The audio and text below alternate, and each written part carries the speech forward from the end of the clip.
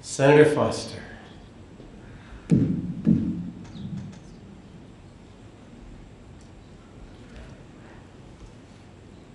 Thank you, unaccustomed as I am to public speaking. Thank you. This was a tough project, by the way, and it's the staying within the 7 minutes that was really tough, but I hope I do. I decided to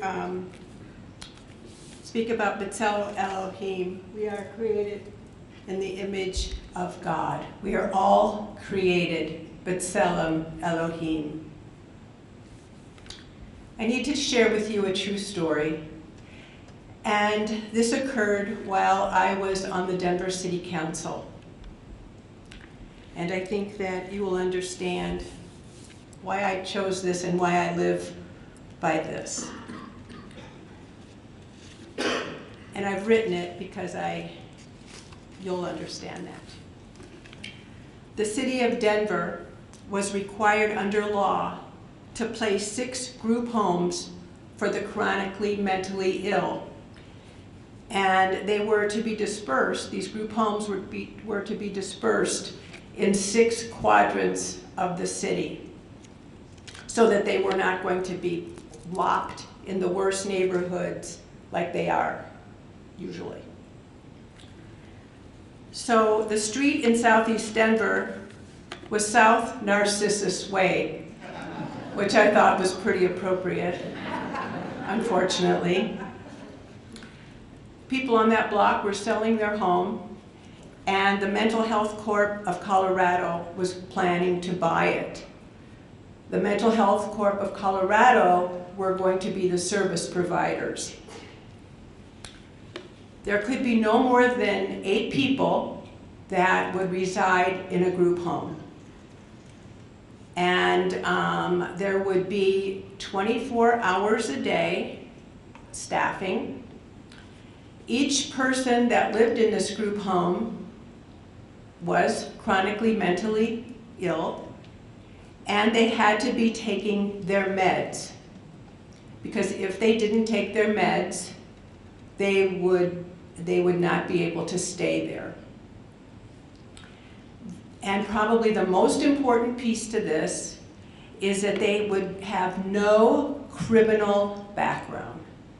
So there was no criminal background whatsoever. These were people that were mentally ill, that needed a transitional place in which to live until they could go back to their home and feel more secure. But they needed this 24/7 commitment. They would volunteer, they could volunteer in the community or have a paid position. And they needed to be on a bus line because most of them did not drive.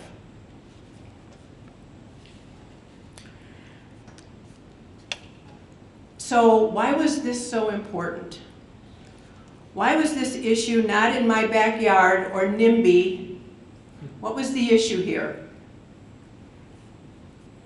I had scheduled a very large neighborhood meeting. I scheduled a meeting. It was very large. If you think this is a large crowd, I have to tell you there was standing room only at the church down at Hamden and Monaco.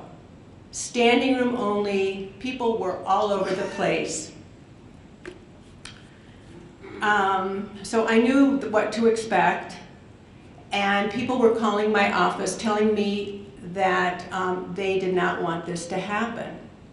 Actually, there wasn't even one call that said we're in support of this. None of the calls that had come into my office were in support of this group home. But I felt that it was important for me to talk to each of the people that had called me on the phone. I called them back. They shared their concern with me. They said it was going to be dangerous for their family, and they did not want these people there. I said, to alleviate them, I said, they have no criminal background. These people are chronically mentally ill. They need to be on meds. They will be supervised, and hopefully within 6 months, 8 months, a year maximum, they will be out, going back home or be on their own, and they will have gradually graduated to that point. They did not care. These neighbors absolutely did not care. So then I decided to get more personal.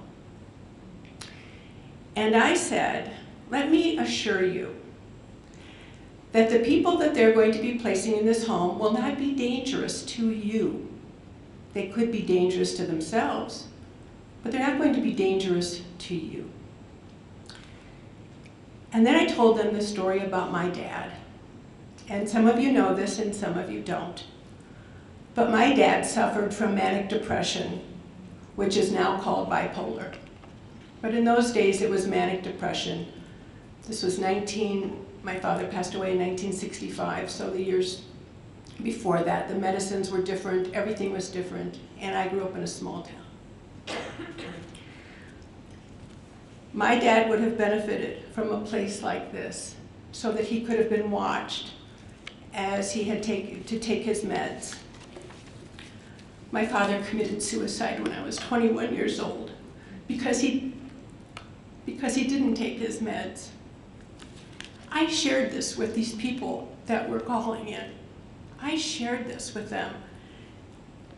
So I thought that it probably changed their minds a little bit when they got to this big colossal meeting, and it didn't.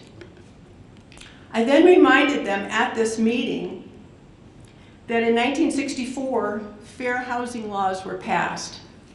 And I looked around and I said, you're a person of color. You could not have lived in this particular neighborhood because of the covenants.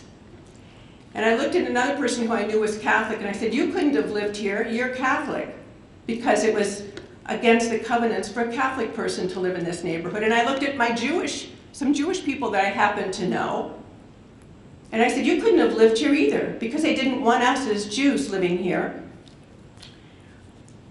Forget about the gays. That wasn't even part of the discussion at that particular point.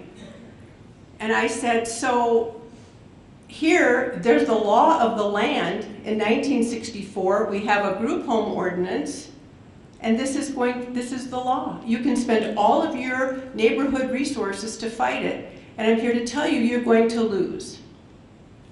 So let's make the best of it. I said, I will put 6 or 8 women in, and perhaps if men were more frightening to you in your neighborhood, I would ask Mental Health Corp of Denver if they could refer 6 or 8 women. They said yes. The volume of noise in this room was deadening to my ears. It was so sad because I do come to temple and I do read my prayer book and I do kind of understand some of this stuff, and I'm thinking to myself, we're in a church.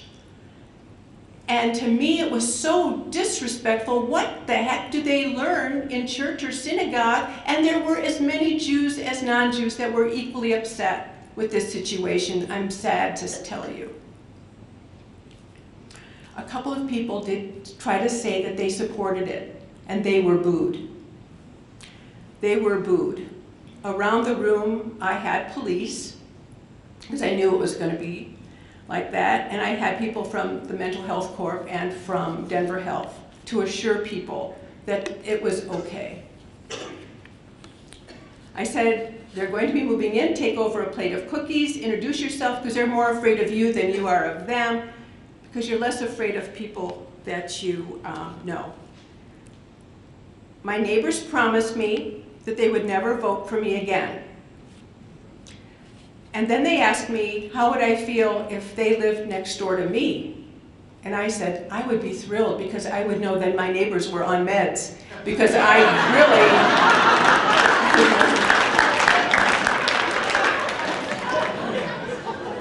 So, being created in God's image isn't just a verse we read in Genesis.